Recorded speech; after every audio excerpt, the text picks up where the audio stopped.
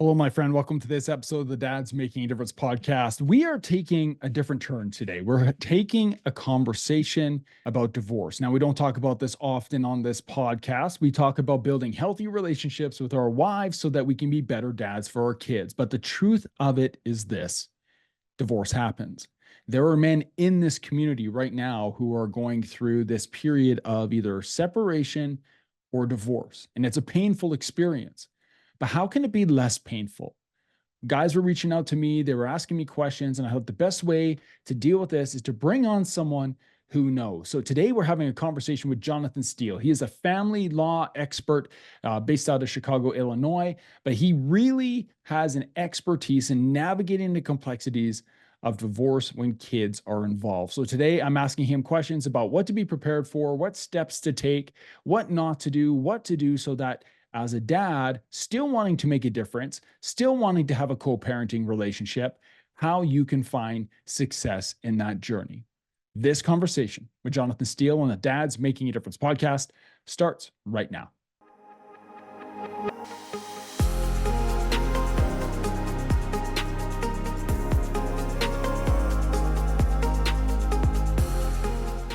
Jonathan, welcome to the Dad's Making a Difference podcast. Great to see you today. Thanks for having me on. It's a pleasure. I always appreciate people who are gracious. And if you're listening to this, Jonathan is one of those guys. I have to share a little story that we were talking about quickly before we pressed record. When Jonathan and I first connected, I apologize to you, but I'm normally a guy who's really well planned and everything's structured. And I was in a mountain lake with my kids and I jumped out. My watch was like, "You have a call." And I was like, "Oh, shoot." And it was with Jonathan. So, Jonathan, I appreciate your flexibility. I appreciate you doing this episode. I'm looking forward to our conversation. You know, the hardest part of that connection was seeing the background where you were. I was very jealous of it sitting in my office. It looked like a lot of fun. It was fun. It was fun. It was one of the things we'd love to do. But like I said, I appreciate you being gracious in that moment. And it leads us into our conversation today. You know, most people wouldn't think of this as maybe a gracious topic about maybe divorce and separation and these types of things. But in our community, we push for guys to have healthy marriages, to have healthy relationships with their wives and their kids. And we want to do that. But sometimes things happen. And personally, I have friends who have gone through some really tough divorces that they never knew were coming. And these are guys who are trying to step up and take the lead as a father and as a husband. And here they are navigating the complexities of divorce. And so, even though we don't want to get there, sometimes it happens. And that's why I think what you have to talk about is meaningful, because I think we all know someone who's going through this. And maybe some of the guys listening to this right now are going through the same scenario. So, Jonathan, why don't you dive in? Why don't you share a little bit about yourself, and we'll get into the work that you're doing. Sure. I'm a family law attorney in Chicago, and I do divorce, obviously. I've been doing it for about 12 years now. I'm from a divorced home myself. And, you know, I understand the complexities surrounding divorce pretty well. I've got two kids of my own, 5 and almost 3. They certainly change your perspective on life as a whole, and they certainly change your perspective on divorce. So any insights that I can offer to your listeners, I'm hopeful that I can do that. Amazing. So, and are you currently married? I am married, Yeah. yes. So, married guy, 5-year-old, 3-year-old. How long have you been married? About 11 years at this point. Amazing. Congratulations. Thank you. Kim and I just celebrated our 13th wedding anniversary. So we're almost at the same exact spot. So uh, so as a married guy who's working with other couples who are going through this, I think where I'd love to hear is what got you into this line of work? Yeah, I started as a law clerk at the age of 16. Child labor laws be damned. I was clerking, you know, through the summers while in high school. I clerked through the summer when I was in college, and then all throughout law school. So I just sort of latched on to the same boss that I've had for since that time. And he was a divorce lawyer, so I just sort of fell into it. Okay. And I'm sure you have seen some messy things, but probably some really challenging times for fathers, for dads, for moms, for wives, and through that time, is this still something that you're just like, yeah, I'm just passionate about doing this? Yeah, I mean, I certainly do see the ugliest of times. People are at their worst. It's the most traumatic time that most people end up going through in their lives. But I take some pleasure in being able to help people through that process, help them get through to the other side where they are happier people at the end of it. Yeah. Through the couples that you've worked with and these situations that you've experienced, I'm going to ask you a question that maybe, I don't know, to go off the grid a little bit. Uh, in hindsight, looking through some of these interactions and scenarios, are there commonalities that you see that people should be aware of, even if they're not going through a divorce? I think a lot of people try to stay together in an unhappy marriage for the sake of the kids. And, it's not the marketing side of me by any means when I say this, but it's a disservice to the family, it's a disservice to the kids, and it's a disservice to yourself as an adult. And it seems hard to imagine that the child will be better off in a separate home. Mm, It seems almost impossible to think about how that's possible. But the science is clear on it. Kids are resilient and they thrive in two separate homes if those are two happy homes, much more so than they do in one unhappy home. And it's not divorce that really impacts kids as much as most people think. It's marital discord, mm. trying to survive under one roof. So oftentimes you're better off separating and giving them two happy environments. So let's talk about that, because let's talk about that co-parenting relationship. I have one of my best friends is in that scenario, but a co-parenting relationship doesn't just happen by chance, right? There's work that needs to be done in it. Maybe somebody's gone through a messy divorce, maybe it hasn't been messy, but at the end of it, you're coming out, the kids are going between houses. What are some things that you've seen or suggestions and tips that you have for a dad going through this right now who wants to create a healthy co-parenting relationship? Yeah, for one, this is hard to do, but it's important to try to relinquish control when it's the other parent's time. You have really no say over the rules that are being implemented in the other person's home, the activities that they're doing. Unless what they're doing is really dangerous to the child, you kind of just have to say, I'm trusting in mom or I'm trusting in the other parent to be a parent and try to not get too concerned about what's going on in the home. You can't necessarily expect that the same rules you're applying in your own home are being applied there. Mm, So that's one. And then this is also a hard one to do, but to the extent you can, you have to avoid the temptation of bashing the other parent in earshot of your child. It causes them tension. There's a tendency for children to try to wear the conflict, to try to own it and blame themselves. And they do that, according to psychologists, because it gives them an element of control. It makes them think that they are responsible and therefore they can change something and they have a hand in the direction of the conflict. And the reality is they don't and they shouldn't, and they should understand and they should be told that it's not because of them by any means. There are healthy avenues to express frustration and anger, and the time and the place is just never in front of your child. And the converse is true, that as much as it may pain you to prop up the other parent, it makes the child more comfortable. It makes a better environment for them if they're seeing a cohesiveness. So things like keeping a picture of mom in your home, even if you're separated, so that they're seeing mom in both homes. Ideally, mom is doing the same, helping the child to make Mother's Day gifts for mom, birthday gifts for mom, holiday gifts for mom. It sends a message to the child that is important for them in their upbringing, that you may be separated, but you still love each other. You're still a family. You still respect each other, and it goes a long way in their happiness, and it's best for them. So all of those things I think are important. I think journaling can be of a significant value for a host of reasons. For one, it can be a healthy expression of frustration in a way where your children aren't hearing it. And then, to the extent your case actually does become litigated in a courtroom, it can be an invaluable asset to be able to document just how involved you are as a dad, and what you do with your child when you have parenting time. So all of those things I think are helpful tips for dads. It's great. You're a dad, you have two kids, you're happily married, and you go to work and you're navigating through some of these things. And I'm sure some of them, like, they get you. Like, as a guy who's like into his kids and raising his kids and building a relationship with his wife, I'm sure some of the things you see get to you. What is something in your own experience that you've learned navigating these complex situations between couples? What is something that you've learned that you've taken back to your own life to help improve those relationships at home?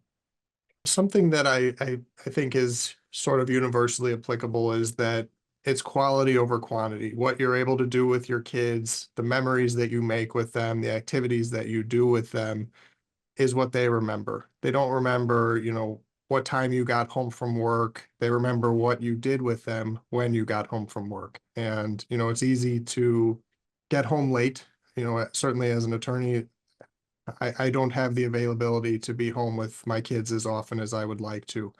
But when I am home, I try to be present with them. I try to engage with them as much as they will allow me to. And as they get older, they're going to push away. That's natural, and they're going to want less to do with me over time, and I'll just have to accept that. But a lot of dads also going through a divorce, you see them counting the minutes about what they think is fair and what is a true 50-50 schedule. And I try to counsel people to worry less about the minutes, to count the time less, and focus more on what it is that you're doing when you have your child. As I'm recording right now with you, my kids' bedtime is coming and going, and I made sure to FaceTime with them before we got on today so that they are seeing me before they go to bed. Cool. And oftentimes I come home shortly before bedtime, and I just make sure that what they're seeing of me and our relationship is play. We're rolling around on the floor together, hitting each other with pillows delicately, of course, just so that, because what they're really, the core memories that they're making is what you're doing with them, not how many minutes you spent doing it. Yeah. I'm curious, what's your favorite thing to do with your kids right now? Tickle them. Yeah. It's the laughter that is just infectious, and I can't get enough of that. And I, Yeah. it goes fast from what I'm told, and I've even experienced it myself that it is going fast, and they won't let me do that very long. So I try to do that as often as I can. Yeah. Keep doing it. Keep doing it and keep wrestling and tickling. I have a son and a daughter. My daughter's 12, my son is 10, and they still love doing that. So keep doing it. I'll challenge you and push back on them a little bit. They'll get a time where they don't want to be around you.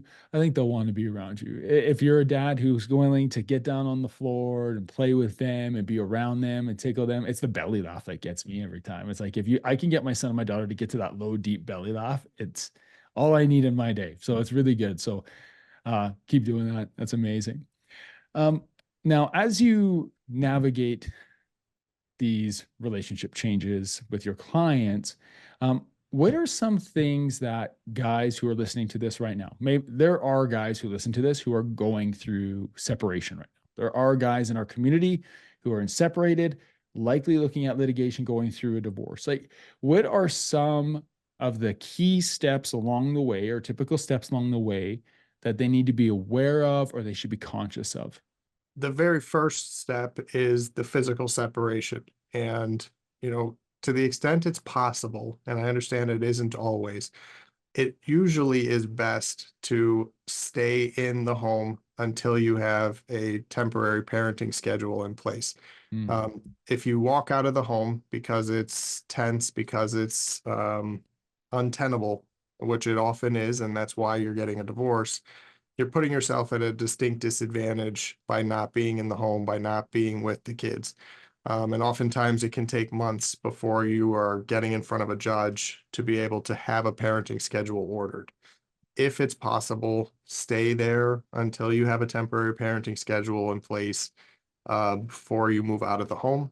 That will save you a lot of heartache because those 2, 3 months that you are out of the home and not seeing your child are brutal. And there's little that the lawyer can do in that scenario to make that go faster, to change it. And you can't get back that lost time. So I think that's very important from the get-go. And then I think finding resources or support groups or a therapist is very important.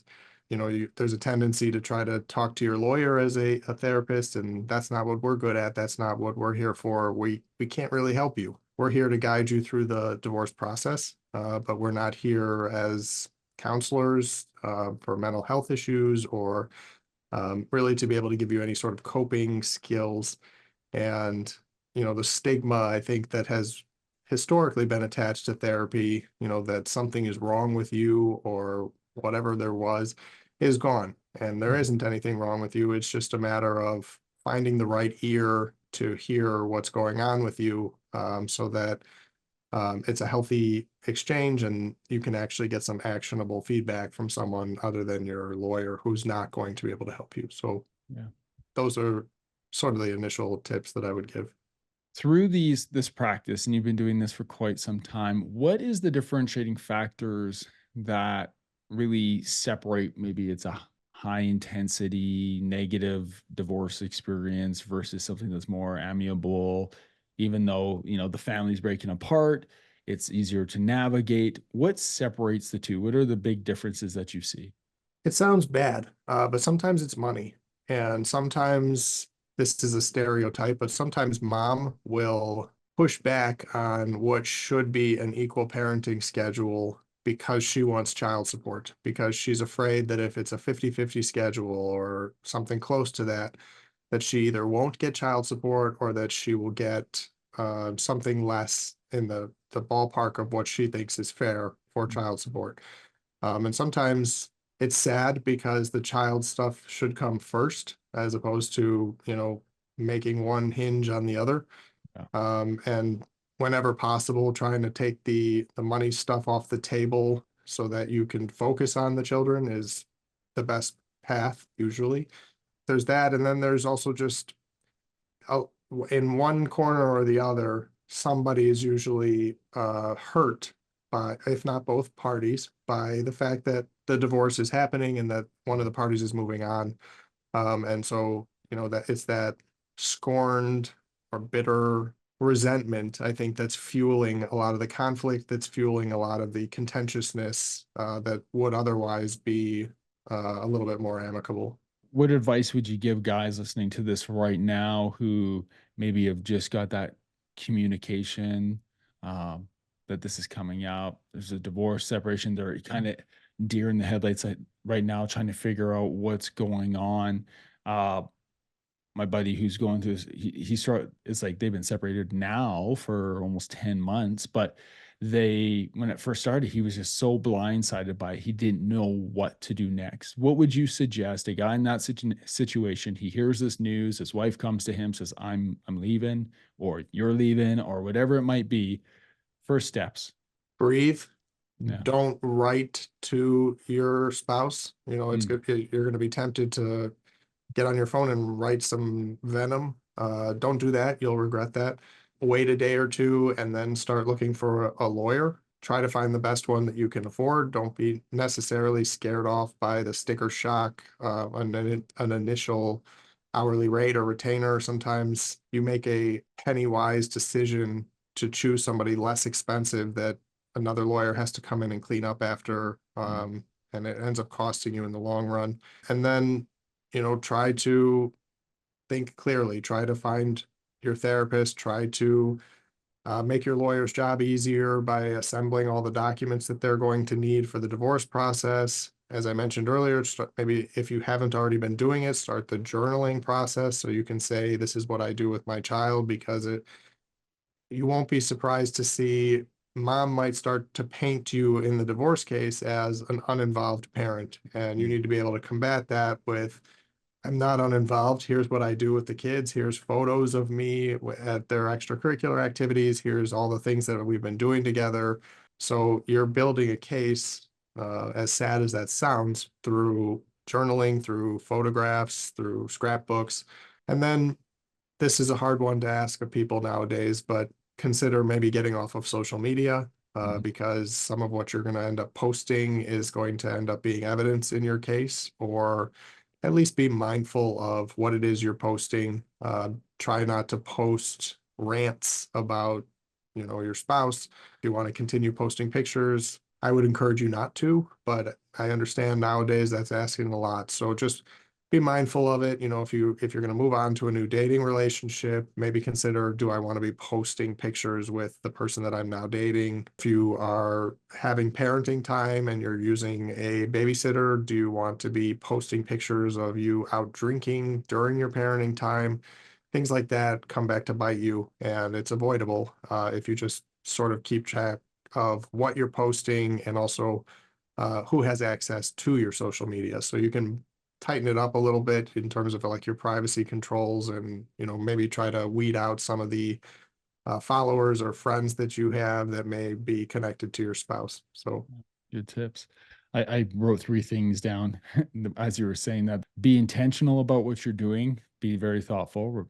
So intentional, involved, be involved in the kids' lives, because like this is called dads making a difference. We promote healthy relationships with our wives to do that. But when that falls apart, putting those kids first and making a difference and being involved in that is really important. So intentional, involved, and I put intelligent. Don't do dumb stuff on social media. Like think about what you're doing. I appreciate those tips for the guys who are listening. Man, on the other side of it now, you're coming out of it and your clients have gotten to the end of the process. What are some of the things that you've seen that have helped them move on in that next direction? I think the advent of dating apps is great. It's so easy to get back on, see what's out there, because there's a natural tendency to just feel lonely. For however long you've been involved in a relationship, now you are single again, and you if you've been in a long-term relationship, you may be wondering, how do I get back into the dating scene? And there's no more comfortable way of doing that than just be sitting in your living room swiping through whatever is Bumble or Tinder or what have you. I think that's a good way to start, you know, browsing inventory, so to speak, and see what's out there. So I think that's important to start healing, and just sort of try to re-identify yourself as a new person, and to try to, put the pieces back together to carry forward. Try to put your child first, avoid any of the coping mechanisms for if you are feeling lonely or depressed. There are certain coping mechanisms that are healthy. There are certain coping mechanisms that are unhealthy. The unhealthy ones, if you start to drink more, or you start to do drugs or whatever, um, that's not prioritizing your child, right? So that's, you know, you, your child needs the best version of you. They're not getting the best version of you if you're drinking. They're not getting the best version of you if you're doing drugs. And so the healthy mechanisms for coping vary from person to person, but it may be exercise, it may be working more, it may be getting back into the dating scene, it may be therapy. It's different for everybody, but you have to try to avoid the maybe the low hanging fruit, or like the easy ones that may not be positive ones. Just trying to deal with the emotions that are natural, that come with re-identifying as a single person, is the best advice I can give to people that are towards the end of it.